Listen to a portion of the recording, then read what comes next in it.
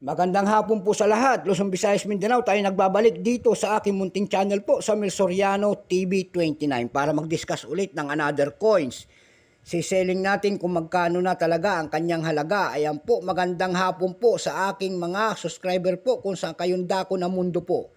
Lalong-lalo na rin yung mga hindi pa nakapag-subscribe at nanonood dito sa aking YouTube channel at gusto nyo ang ganitong mga topic po about coins. Siniselling natin one by one ang kanilang mga presyo po. Baka pwedeng makisuyo naman at malaking tulong na po yan dito sa aking munting channel po. Ang inyong subscribe button, like and share. Ayan po para ma-update po kayo sa mga latest ko pang gagawin mga video po. Ang pag-usapan po natin ngayon ay ang 1 year pa na tinatawag nila na semi-hard to find, 2007 po. 2007 po, BSP, 1 peso po. Ayan, makikita nyo ang isang imahe po ng isang lalaki po. Ayan, nakaharap po sa kanang bahagi po at nakalagay sa kanyang harap, 1 peso po. At doon sa naman sa baba po, makikita nyo po ang Jose Rizal. And then, ang kanyang mark po, and then kanyang years, 2007, at nakapaloob po sa kanyang ulo ay Republika ng Pilipinas. Ayan po.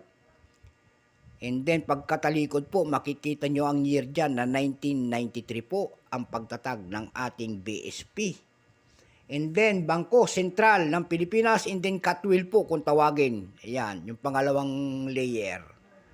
Diyan po bumabase ang ating mga kolektor kung anong dayan. Bago tayo magsimula sa ating talakayan, kilalanin mo muna natin siya siyempre.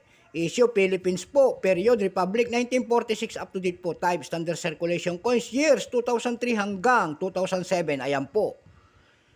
Mamaya magtaka na naman kayo, sabihin nyo 1995 hanggang 2007. Yung 2003 po ay binukod kasi yung po ay magnetic. Yung 1995 naman hanggang 2003, non-magnetic.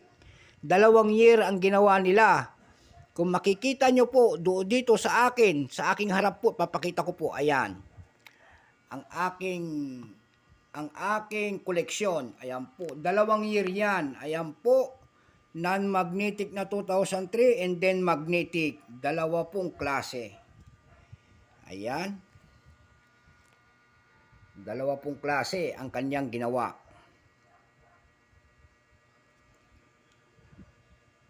Dako naman tayo rito. Ayan. Value, piso. Currency, piso, 1967 up to date po. Composition po nito ay nickel-plated steel. Namamagnet po yan. May bigat po itong... Excuse mo muna. Hay ka. May bigat po itong 5.35 grams. May haba po namang 24 mm. May kapal po naman itong 1.9 mm. Hugis po, bilog. Orientation nito, middle alignment. Number and dash 17107. Reference number KM-269-A. Itong year 2007 po, ang kung tawagin ng ating mga kolektor, ito po ay bold letters. Ito po ay 8% lamang. Wala pa pong vintage at ating ginagamit pa. Pero may price na doon sa ating numista.com po. Ang kanyang fine, 12 pesos. Extra fine, 14. At almost uncirculated nito ay nagkakahalaga ng 18 pesos only. Doon sa ebay.com po nito, may nagbebenta na nito ng 158.91 pesos. Sa Carousel PH naman po, may nakakita tayo doon na 200 pesos per piece. Ayan. Doon naman po sa Carousel PH, mayroon din tayo nakapaskil doon na 2007-2008. Binibenta niya po ng 340 per piece. May seller po naman doon na si Alab Dinila 96249. Ayan po, binibenta yung year 2007 niya ng 1,000 pesos po. Ayan. Maligaya naman tayo mag-price ng ating mga coins. Ayan po parati kong sinasabi at hawak niya yan. Hindi natin makayang pigilan yan. So hanggang dito na lamang po. Sana naliwanagan kayo sa price nito. Nabulinggit din na BSP na ito na 1 peso po. Sikat na sikat ang mga ganito eh. Yung hard to find pala dito ay year 2005. Ang semi-hard to find ay year 2006. Ayan po. Kung sino pong mayroon ng year 2005, ito po ay mag-comment kayo dyan sa baba. At nakita nyo po ang aking wala pa. Wala pa yung isa. Bakante pa po yung aking